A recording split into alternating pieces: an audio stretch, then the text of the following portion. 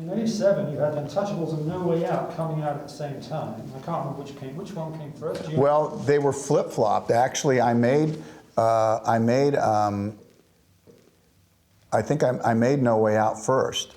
And then Untouchables came, and what happened was, I think Orion Pictures, who had No Way Out, knew that Untouchables was coming out. It was a big studio, Paramount.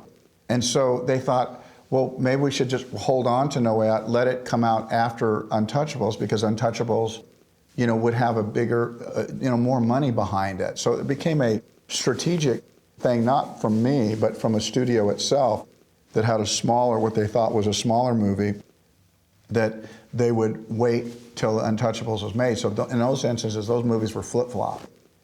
No Way Out was made before Untouchables. How much pressure did you feel on yourself making The Untouchables? Being an Elliot Ness, playing Elliot Ness, which is not an easy character to play. Yeah, it was a pretty kind of mundane character in this movie of very colorful characters. But I knew early along that sometimes that's the lot of the leading man, that you have to play a character that everybody else gets to do the dance around.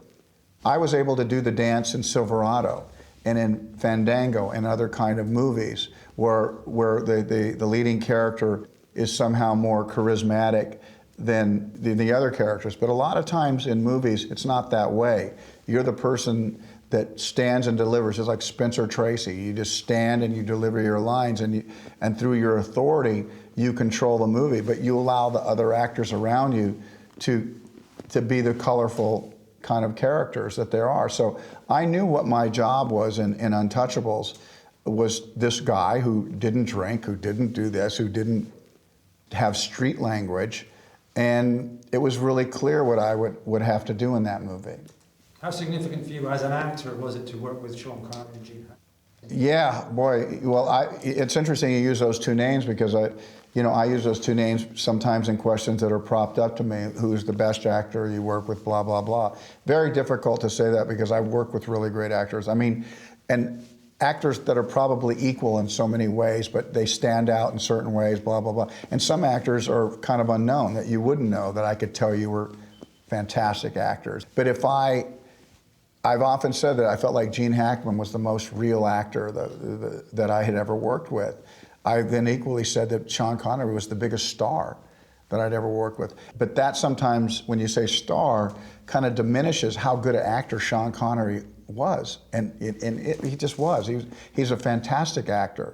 But he was just the biggest star that I had worked with. Were you intimidated? Pardon me? Were you intimidated? No.